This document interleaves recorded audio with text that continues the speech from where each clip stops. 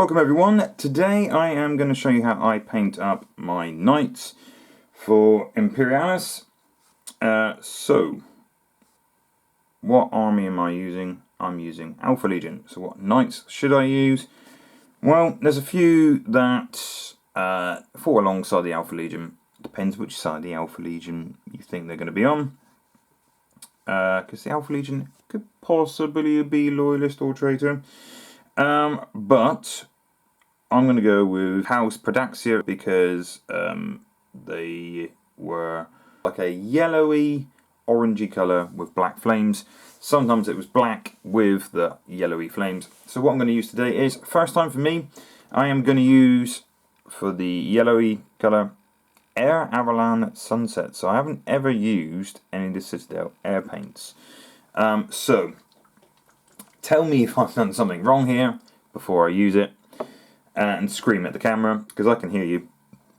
I often use Vallejo airbrush paints, and I use Citadel paints on my good old-fashioned hairy brush. But my first lot of knights are these guys, because I think a little bit of close combat is good with knights. So, good old-fashioned Sarastas. I have two of them. So the plan is to spray paint them black, hit the metallics, so that the main silvers, then do the body panels. So hitting them with a white in the center, so the center most of the panel will be brighter. So now I can hit the airbrush yellow over the top, so to make them pop, and then I can start doing some of the detail, like the black flames on the shoulder pads and things like that. I might even put a little bit of a blue hit in the center over those shields, because those shields are amazing. If they're facing towards the enemy, your save is a lot better. Why haven't I attached them to the bases yet? Because it would make life more simple. Because the bases are smooth. So the bases on this size are smooth. The bigger knights, like the Warhounds, have what I call the street bases. So the reason I haven't stuck those down is I want to add some detail to it. Why do I want to add some detail to those lovely bases that they have already? Because it gives more of a sense of the scale of these models. Okay, so that's the model primed black, just with a rattle can of black primer. Then I'm going to get a fairly dark silver, so you can use whatever metallics you would like. But at this kind of scale, I'm going to keep it fairly basic. So the idea is to spray a fairly dark silver on most things, and then dry brush in the form of a bit of an edge highlight. It's nice and gentle, getting on the little nooks and crannies.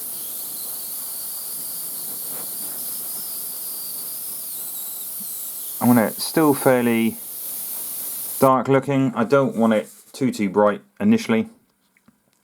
I want to make it look a little bit aged, a little bit like he's seen some action. Not total coverage of the areas I want silver. My leg there. On the bigger panelled knights, I generally leave the panels off. But in this case, I will be masking up a little bit. So there we go, something like that. And I will do it on both. So it looks a fairly dark metallic. It will dry slightly darker. And then once fully dry, then I will, like I said, dry brush, a little bit of an edge highlight, a brighter silver. So after it's dry, get the brightest silver you have. So I'm very old. I have good old mithril silver. Yeah, it's a really bright, lovely silver. But most of you probably will have that silver. That's just what I'm using. So just use your own personal favourite of what silver you like. Just going to test it on something I might not necessarily see with a good old trusty dry brush. I'm just going to add a little bit at a time. Not too crazy heavy with the dry brush. liking the look of that, so I will do it on all the high surfaces. Like I said, these models are quite tiny. You can see by the size of my hand. Of course, I would spend a lot more time if the model was, I would say, a normal scale. But I think that's looking quite nice. I will be using an oil once this is fully dry to get any recesses.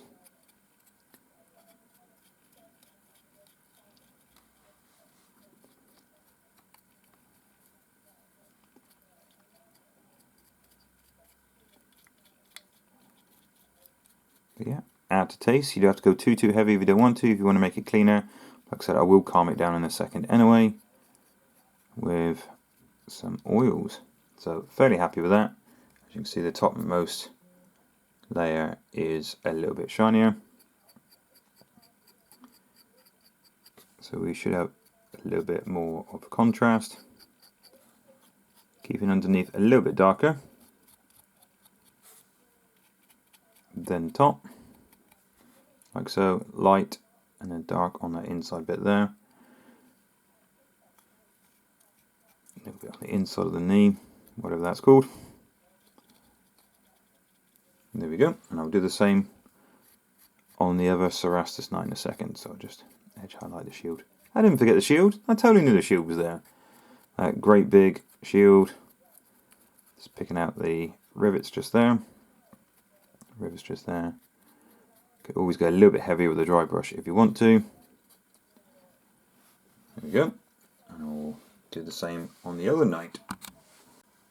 Okay, so you got a bit more of a contrast in the colours. So now you've got more of a shiny ball to the hips, for example, and it's really looking more like the T800 Terminator. So what I've got now is, to calm it down a little bit, is a very thinned out oil. So in fact it's two oils, a little bit of a brown, a little bit of a black, mixed together with some white spirit, and I'm just thinning it out so I'm getting a bit more of a contrast. The reason I haven't gone for total black, like none oil or something like that, is because I do want these machines to be slightly dirty, picking up all the grime and stuff from the atmosphere. So putting it in the joints like that, so you're getting more of a contrast, and anytime it wicks up too much, I can always manipulate it a little bit as well. And being oil, if you ever think there's too much, when it dries you can always wipe a little bit off, especially on the higher surfaces, maybe with an earbud or cotton wool bud. I shouldn't say earbud, but yes, I do stick them in my ears. So getting a little bit more of a contrast, like there you can pick out a bit more of the detail. I like to get it a little bit more dirty in the vents and things like that, because I believe that the filtration system is picking up all the impurities, and that's important, right? Health and safety in the 41st millennium, or in the 30th millennium. Hang on, yeah, 30th millennium. I know what I'm talking about, 31st millennium. So used to painting 40k, you can tell. Weirdly, not that you guys need to know this especially, but the reason I got into 40k is because I liked the 30k law. So now 30k is more affordable, and it's not just Forge World. I can afford a lot more, which I'm sure my wallet thanks me for. So a little bit there, a little bit in the recess and the helmet as well, and any of the little nooks and crannies. Like I said before, the bigger knights I would definitely be marking off some of the panels, but some of these panels really are key to the assembly, and I'm not sure sub-assembly at this stage is a good idea. For example, the tiny little panel there, I mean the crotch is separate, granted, and the legs are separate, and the top is separate, and so is the little shield. But things like the chest, yeah, they really are quite an integral part of the model when assembling. So I will probably do a video on the bigger ones, like the Warhounds, and maybe bigger ones again, just to show you that you can mask off quite a bit. So like I said, I want a bit more there. Just using a bit of blue tack on the base there, just so I can work with the model a little bit easier and not gluing it to the base, because I do want to show you how I do my bases for these guys, adding a little bit of reference to scale. So paint up all the little recesses, especially the stuff underneath, making it a little bit darker. Just getting in there. There we go. So the ball's nice and shiny, and the get a little bit more. The hip joint there, for example, has a little bit more of a contrast, and it will calm down a little bit once it's dry. But that's looking pretty good. So we'll wait until it's fully dry before we move on to the next stage. So like I previously mentioned, you can use masking tape and mask off the panels. But if you notice something I could poke with, I'll show you. Tip of a brush is always good, rather than my big fat fingers. You have to get masking tape in between there and there, and there and there, and you can spend time doing that. I'm just using an airbrush that's fairly accurate, so I can get into those kind of places anyway, and if I do overspray a little bit, I can always touch it up. You could even start with the panels and then do the silvers afterwards, but with the amount of silver you got compared to the amount of panels, I do it this way around. But like I said previously, bigger nights, I will definitely be painting the panels separately.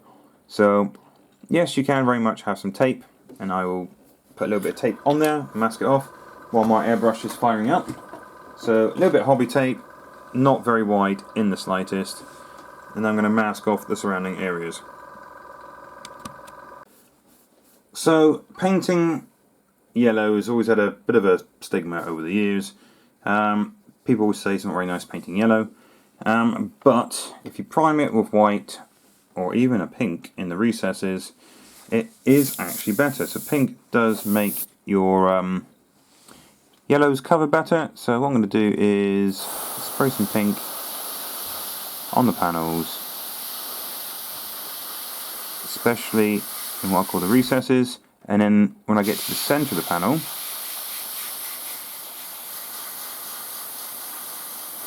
I will hit it with a bit of a white. So there you go. So each panel I'm going to spray it like that, if you can even see that on the camera, and then like I said, hit the very very centre of it with a brilliant white. Then I will start on the yellows. So I'll spray them all up and show them the next stage. Okay, so there's your fairly bright pink with the highest spots painted white, so blasted white there, there and there, and the centre of each panel, just to really make them glow. So hopefully with the light on it you guys can see it a little bit better. Yeah, or you just get more shadows. That's better, right? Okay, so I'm going with the old Avaland Sunset by GW. This is a contrast, so I'm getting a little bit of that in my pot. I still think, even though it's an air, it is quite thick. So I will dilute it a little bit of medium. I find it's probably better to go slightly thinner than too thick, or at least if you have multiple thin coats, it's better than one decent amount of coverage in one hit. So let's see what this is like. So it's the first time using it. And I concentrate, like most times using an airbrush, in the recesses first.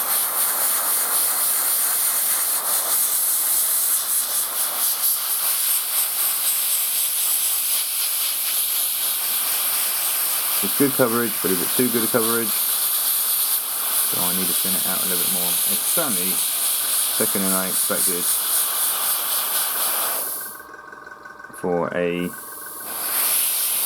air paint.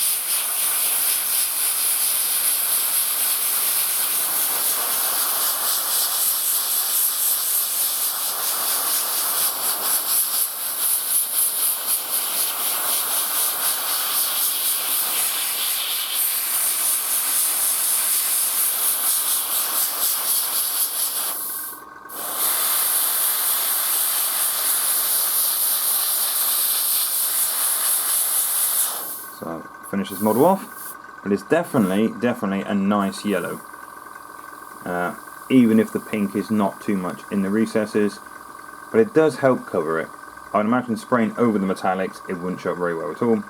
So I'll finish this off, I'll take off all the masking tape and see what we come back with. So I've touched up the silvers just where there's a little bit of overspray. It's looking pretty good, not too annoyed about that. What I've done, because I've got two on the go at once, obviously in a blue Peter style. If you want to make the recesses look a little bit darker again, try a little bit of serum sepia just in the recesses, so it's quite nice. I thought Agrax looked possibly a bit too dark, so yes, quite punchy, maybe a little bit too dark. I'm not entirely sure what looks best. So when you get the black flames and you get a little bit of the Balthasar gold on the edges, so like on these pieces here, possibly it might look a little bit too dark. Also, I've put a little bit of, I don't know if the camera will pick that up, a white ink in the recesses there, so when I hit it with a bit of blue, just to make it look like an energy weapon, and a little bit in there, it will show up a little bit better. Yeah, just thin it down quite a bit, the blue over the top, or whatever your energy weapon is of choice. I'm thinking an ion shield probably should be blue or something like that. It's totally up to you. So what I'm going to do next is paint all of the edges with Balthasar, and then I'll get my Abaddon black and start painting some flames. So the reason I go with the sepia over the Agrax, like I said, I think the Agrax is too dark, but the whole idea of the sepia is not to get too much in the recesses necessarily, but to give you the fade from the edge. So that last little millimetre or so is slightly darker. Because all the panels are curved, you want to give the illusion of depth on the curves. So the pink will help with that, especially if you thin out the yellow a bit more than probably what I did. But you can still see the pink just there. So I'll do this, and then the fun begins. When you paint like anything chaos, you will know, or the bronze, or the brass, or whatever you're using for the edging, takes forever, but so rewarding. So we'll start doing the sepia on this one. I've just finished off camera, a little teaser for you kids, the bronzing. So yeah, I'm using Balthasar gold. So it's more of a bronzy gold, just like that. So it looks quite nice. Looks quite nice. I might drop an oil over it later on, depends how grubby I want it to look. But I will do the flames first. So sepia. Then I'll show you the absolute hell that is the edging before we move on. Getting ahead of myself now. So there this guy is, after a little bit of sepia. And now we're going to join in bliss, painting all the edges, all the trim, brass edging, what am I talking about? This stuff. Around most of the edges of the panels, you have where the bronze or brass edgings normally are. If you're a Chaos player, you have painted many of these over thousands of hours. So I'm just going to do all these. It basically just frames all the panels. Yeah, it is very like Baroque-ish. Blood Angels have a lot of this kind of stuff. It kind of makes them look like a Gram 5 o'clock.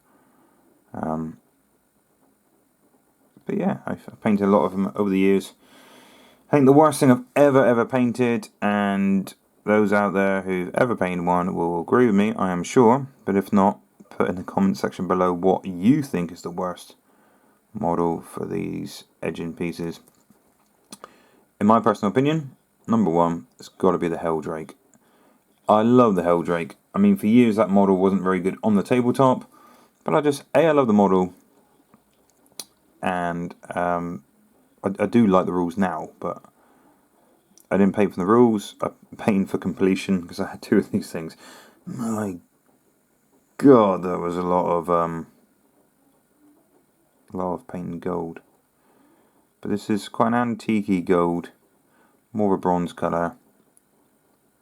The Balthasar gold. So a lot of people say that you could paint the gold first, then paint the centre of the panels, especially in Helldrake. I don't know. I was tempted to paint one way, one the other way, and time it. But I just couldn't bring myself to do it. I mean, that would make quite a video. Obviously, sped up. But there you go.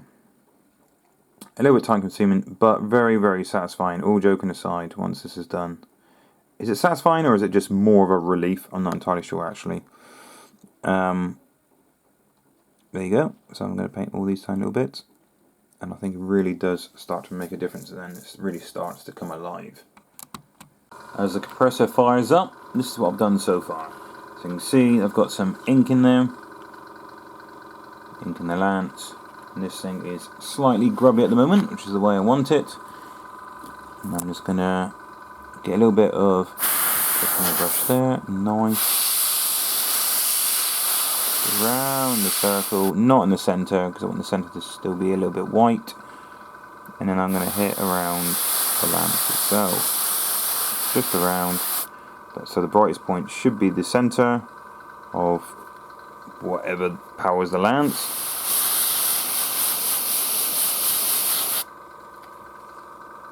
Doing all the angles.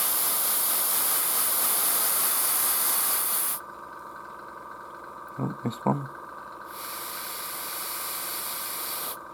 There we go. So getting there. Definitely getting there. So next are the details. This is the black flames. You notice on the top I've also done the tiny little blue lens of the cockpit. So yeah, I wanted these guys to be pretty grubby, but you don't have to make them grubby if you don't want to.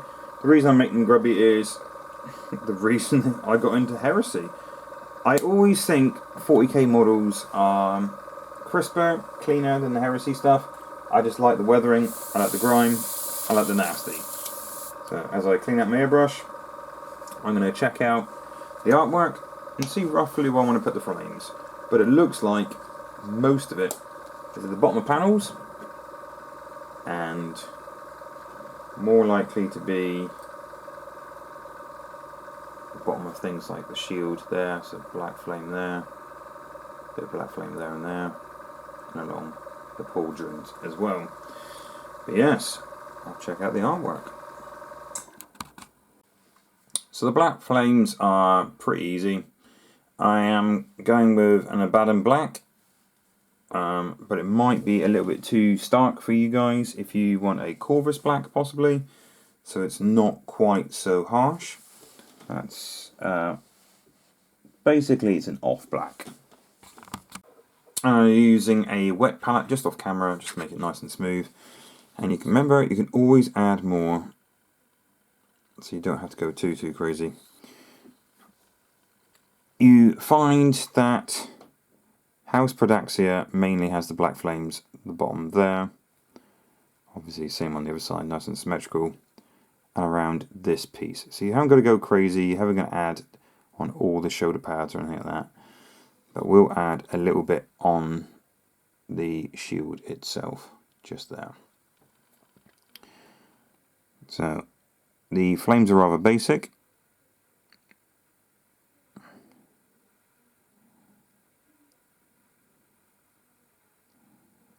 So start off small like that.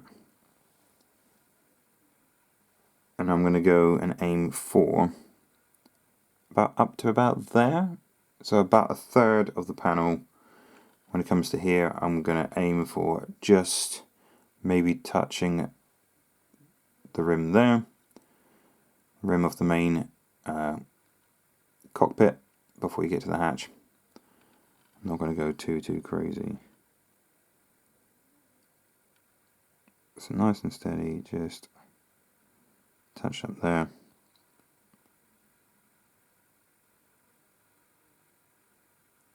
Always use a smaller brush if necessary.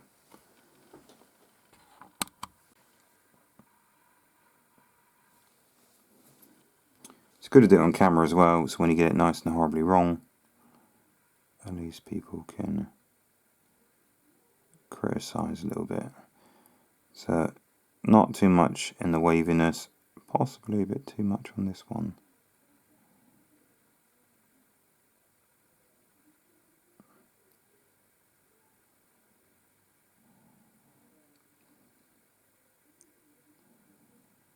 So the thickness is more at the base of the flame.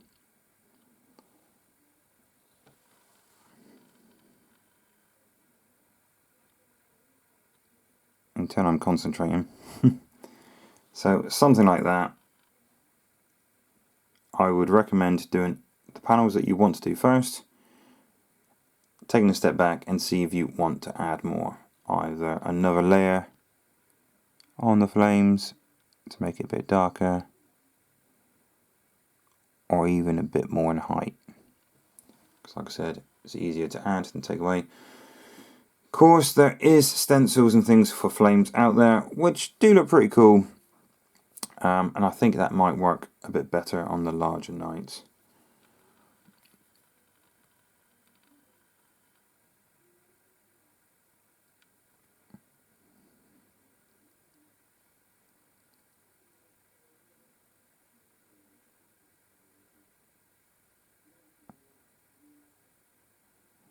Alright, I'll come back once I finish both knights. And there you have it. I've painted up my knights. Pretty happy with it. I could have easily gone overboard with the black flames.